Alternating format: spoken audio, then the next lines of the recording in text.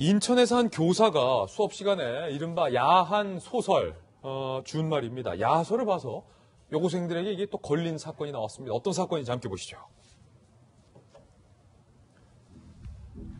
교사가 수업 시간에 일단은 지난 21일 인천 A여고에서 한 학생이 SNS를 통해서 스쿨 미투를 폭로합니다. 댓글이 1200개 달리면서 다른 성폭력 정황까지 폭로가 된 상황이에요.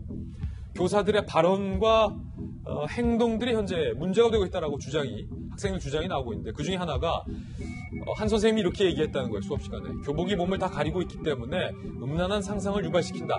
가장 야한 옷이다. 너희들이 입은 옷이 뭐 이런 얘기를 교사가 했다. 그리고 나도 저렇게 예쁜 사람이 있으면 성추행하고 싶을 것이다. 라는 발언도 교사가 학생들에게 한 것으로 학생들 주장에 따르면 그렇습니다. 그런데 이번에 더 문제가 되고 있는 건 또 다른 졸업생이 추가적으로 폭로가 나왔다는 거예요. 2015년 인천 A여고 상당히 명문고등학교로 제가 알고 있는데 졸업한 B씨가 주장합니다. 고3 때 어떤 과목 교사 선생님이 수업 시간에 학생들에게 자율학습을 시킨 뒤에 교실 컴퓨터로 야한 소설을 봤다는 거예요.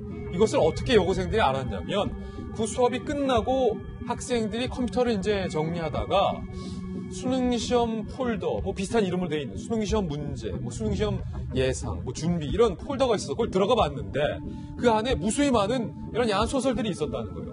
그래서 그것까지 클릭을 해봤는데 그 야한 소설 속의 여주인공 이름을 반 학생 이름으로 이 선생님이 바꿨던 것까지 그 흔적까지 확인을 한 겁니다.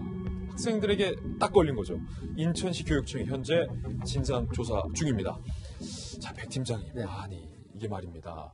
전형적으로 그 야한 소설을 뭐 수능시험 대비 이런 폴더에 숨겨놨다는 점도 좀 경악스러운데 이 선생님이 학생들의 이름까지 이제 거기다 입력을 해서 했다는 건 그 무슨 의미입니까? 네, 이제 이런 겁니다. 지금 이게 인천 사실 부평의 한 유명한 여학교인데요.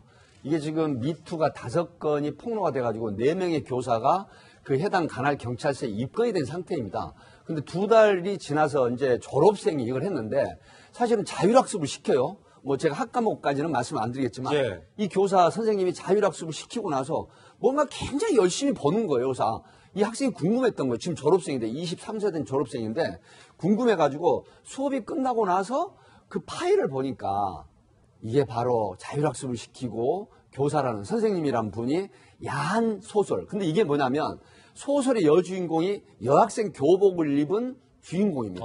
근데 거기에 파일을 보니까 그 파일 목록이 야한 소설인데 그 속에 이름을 또 바꿀 수가 있어요. 그러니까 예를 들어가지고 뭐 한밀히 그러면 내가 정말 예쁘고 말 잘 듣고 좋아하는 여학생의 이름이 있는지 모르겠지만 그 여학생 이름을 바로 인위적으로 바꿔가지고 또 그 여학생을 주인공으로 삼아서 그 야한 소설을 봤단 말이에요.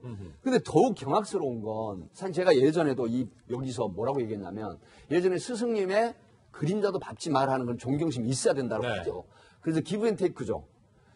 예를 들어서 학교 선생님은 학생들을 정말 학과목을 가르치고 열심히 평가를 하라고 그랬는데 얼굴이나 몸 평가를 했다는 그런 것도 있어요. 그리고 또 어떤 거냐면 세상에 학생이 생리통을 호소해서 수업에 조금 의무실을 갔다 오겠다고 하니까 10달간 생리 안 하게 해줄까? 이게 뭐예요?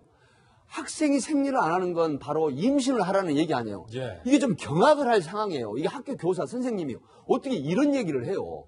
이런 부분 때문에 지금 1200명의 학생들이 나도 당했다. 그리고 정말 비난의 댓글을 올리는데 인천시 교육청에서는 이거 정말 치밀하게 조사해서 엄정하게 경찰이 고발을 하고 관련한 조치를 해야 학생들이나 학부 형님들이 정말 안심하고 학교를 보낼 수 있는 그런 상황 같은 이거 좀 적지 않니 굉장히 파문이 일어나는 사안입니다. 맞습니다. 지금 변환부 변호사님 인천시 교육청이 학교층을 상대로 진상조사에 나섰다는데 이게 이미 학교를 졸업한 졸업생들의 지금 추가 폭로도 있기 때문에 과연 제대로 된 처벌까지 이어질 수 있는가라는 좀 걱정도 있어요.